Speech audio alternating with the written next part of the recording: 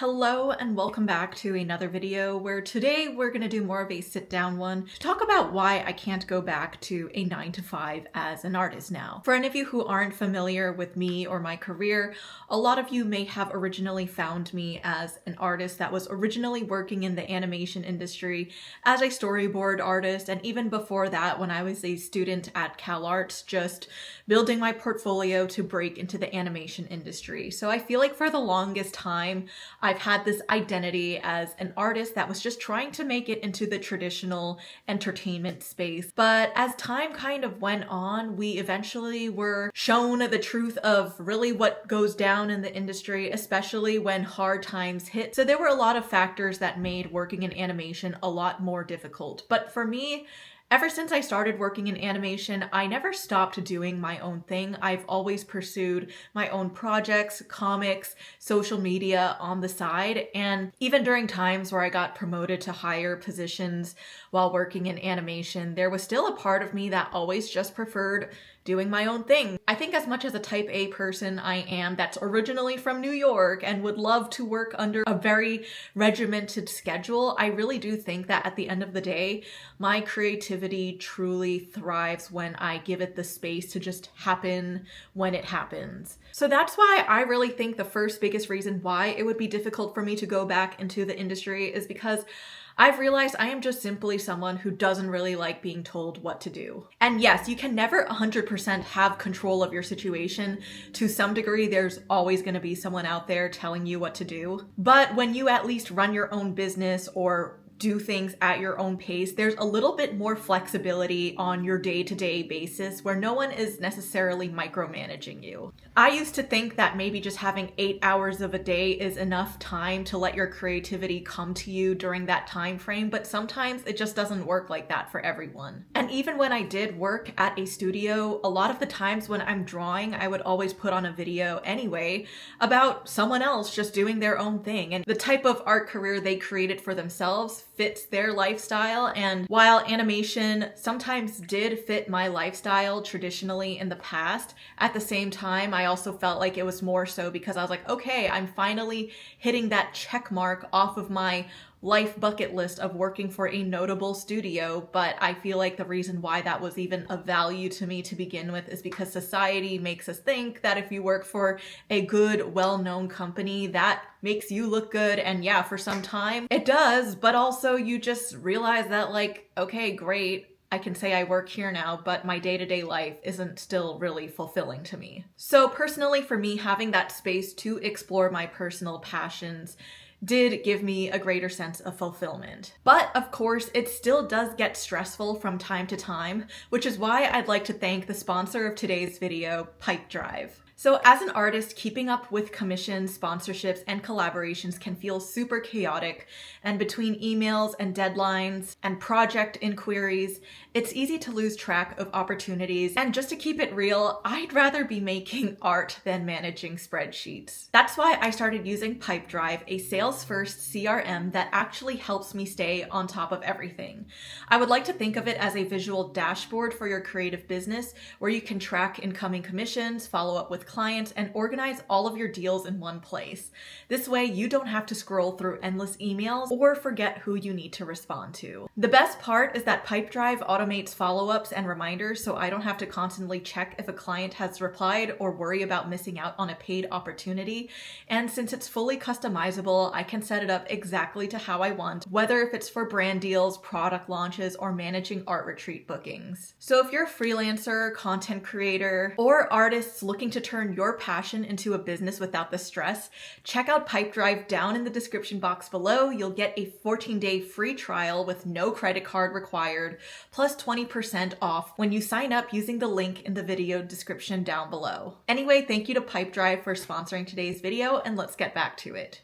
So the second biggest reason why I think I would struggle to go back into the animation industry or working a 9 to 5 job again as an artist is just because I think when you're working a more traditional career path, there are expectations to climb the corporate ladder, but in the creative world, when honestly, I really don't think that path really exists anymore as structurally as it did before. I still think that it's still possible for artists to really grow in a traditional animation career path. I just think that it's going to be a lot trickier trickier and the expense of it might cost your own personal projects or endeavors if that's something that you want to do. But the reality is that there's also a lot of artists where although they do want to work on creative projects, they don't have to necessarily work on their own personal ones all the time. So sometimes it works out for people in that way. I feel like a lot of us spend so much time either getting accepted into a studio or a job or getting a project accepted just so that it kind of validates us and our careers to some way. But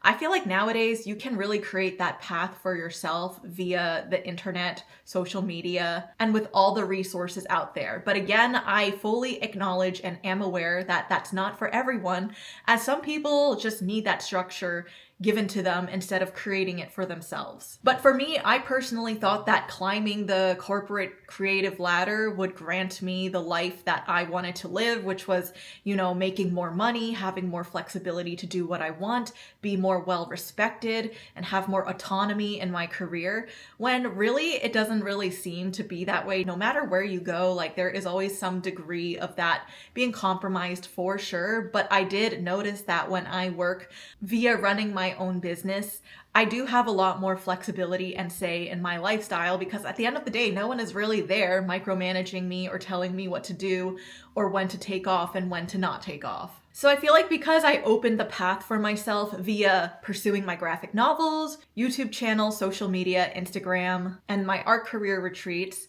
I've kind of proven to myself, like I can give myself that lifestyle without needing to work a traditional animation job. And if I'm able to still live my life the way that I want to, then, what is the need to really go back into animation other than just being able to say that I work in animation or just want to be a part of a very specific project? So then lastly, this is going to be probably debatable for some people, but I personally feel like I thrive better when I am in an environment that I can be comfortable in to work, and that personally serves me as an artist. But for some reason, going to an office where I see people all the time does not really help me.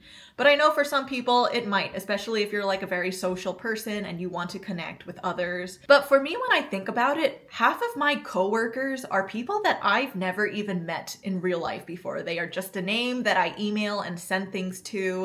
And I have never even spoken to some of them on the phone, heard their voice, or seen their face. So I feel like for me, it creates a greater separation between work and life. And sure enough, like, yeah, I am in my own home working on my stuff, but I feel like I get to view my work more as something associated with my passions and what I genuinely like doing, instead of just being in someone else's territory and creating something else for them, if that makes sense. So for me, even though I am working on the weekdays, I still have access to my own personal community. I can just meet up with a friend for lunch. I could have a friend who's also maybe working on their own thing or works from home come over and hang out with me. I can call people while I'm just working from home and not like be in the office and worry about if I am creating a good impression for myself, because I do feel like the way that you act around the office does leave an impression on your coworkers. And I feel like I can't operate like that when I know that just because if I'm like not always at my desk hovering over my Cintiq, it doesn't mean that I'm like not being productive,